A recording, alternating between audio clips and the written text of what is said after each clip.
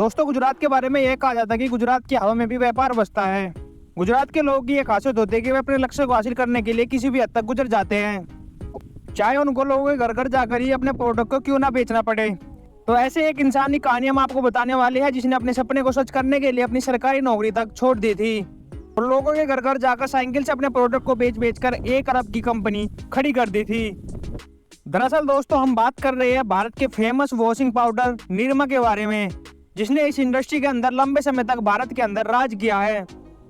तो दोस्तों, आज की वीडियो में हम जानने वाले हैं कि निरमा कंपनी की शुरुआत कैसे हुई, कैसे इसने भारत पर राज किया और आज वो कौन से कारण पैदा हो गए कि आज भारत के अंदर से निरमा का नाम खत्म होता जा रहा है। तो चलिए वीडियो को शुरू करते हैं। दोस्तों, इस कहानी की शुरुआत होती है 1945 से, क्योंकि यही वह साल था जब निरमा कंपनी के फाउंडर करशन भाई पटेल का जन्म हुआ था। इनके जो फादर थे वे एक छोटे से किसान थे, लेकिन उन्होंने अपने बेटे को केमिस्ट्री से बीएससी की पढ़ाई कराई थी।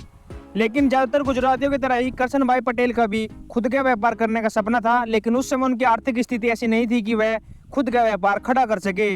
इसी कारण से पढ़ाई पूरी करने के बाद उन्होंने प्राइवेट कंपनी में एक जॉब करनी शुरू कर दी थी और कुछ ही समय के बाद उनको department of mines and geology में एक सरकारी पदवी मिल गया था और उनकी लाइफ जो थी वह बिल्कुल ट्रैक पर आ गई थी। लेकिन फिर उनके साथ एक दिन ऐसी दुर्घटना घटी जिस दुर्घटना घटने के बाद उनकी पूरी लाइफ भी चेंज हो गई।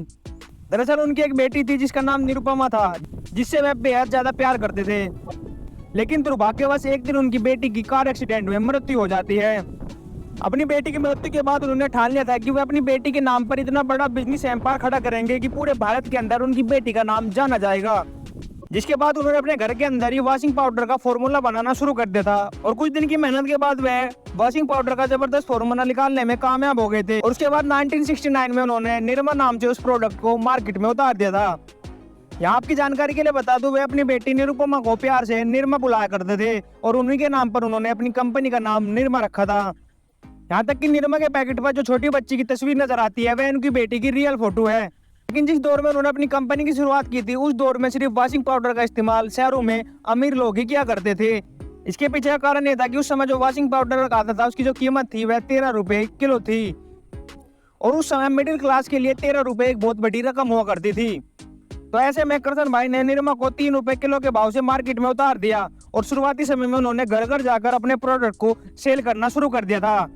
और यह काम में सुबह नौकरी पर जाने से पहले और नौकरी से आने के बाद किया करते थे और उनको अपने प्रोडक्ट पर इतना भरोसा था कि वह कस्टमर को कहते थे अगर आपको प्रोडक्ट पसंद नहीं आया तो वह पूरे पैसे आपको वापसी कर देंगे। लेकिन दोस्तों, निरमा की क्वालिटी इतनी जबरदस्त थी कि जो एक बार इसका इस्तेमाल कर लेता था वह दोबारा कभी फिर दूसरे प्रोडक्ट का इस्तेमाल ही नहीं करता था। साथ ही जो इसकी कीमत थी वह दूसरे वॉशिंग पाउडर के मुकाबले 4 गुना कम थी, जिसके चलते मिडिल क्लास लोग भी इसको आराम से खरीद सकते थे।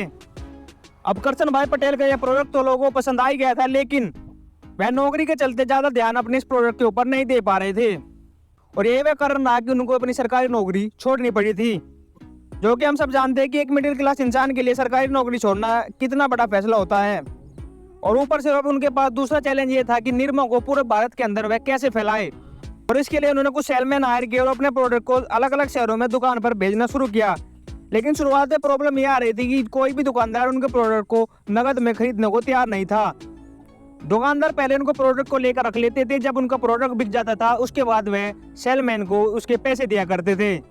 लेकिन फिर करशन भाई पटेल ने ऐसा दिमाग लगाया कि निरमा जो है वह एक दिन के अंदर ही मार्केट लीडर बन गया।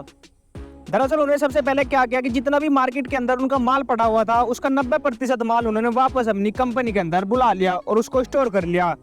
उसके बाद एक टीवी एड लॉन्च कर दिया और वह टीवी एड भारत के अंदर रातों रात इतना फेमस हुआ कि भारत के अंदर रातों रात निरमा एक बड़ा ब्रांड बन चुका था। और जब इस एड को देखकर निरमा को लेने लोग मार्केट के अंदर गए तो वहां पर उनको निरमा नहीं मिला, जिसको देखकर लोगों को यह लगने लगा कि निरमा की डिमांड भारत के अंदर बहुत ज्यादा है और लोगों के बीच इतना फेमस हो गया था कि अब उल्टे दुकानदार निरमा की मांग करने लगे थे।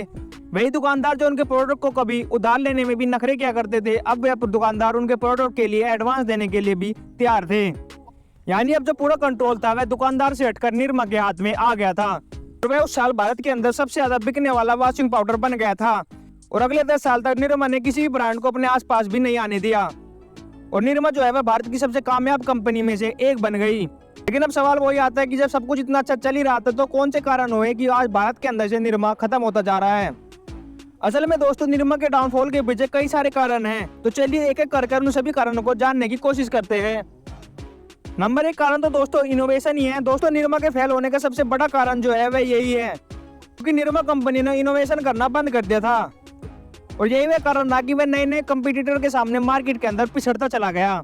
दूसरा कारण दोस्तों उसका वो रहा हुआ जिसके कारण मार्केट के अंदर आया था, उसी के कारण मार्केट से बाहर भी हो गया। असल में दोस्तों निरमा ने शुरुआत में ऐसी इमेज बना ली थी जिससे लोगों को यह लगने लगा था कि यह सस्ता और मिडिल क्लास लोगों के लिए बना है। लेकिन 2010 के बाद लोगों का जो नजरिया था बदलने लगा था, उनको सस्ते नहीं बल्कि अच्छे और प्रीमियम प्रोडक्ट पसंद आने लगे थे।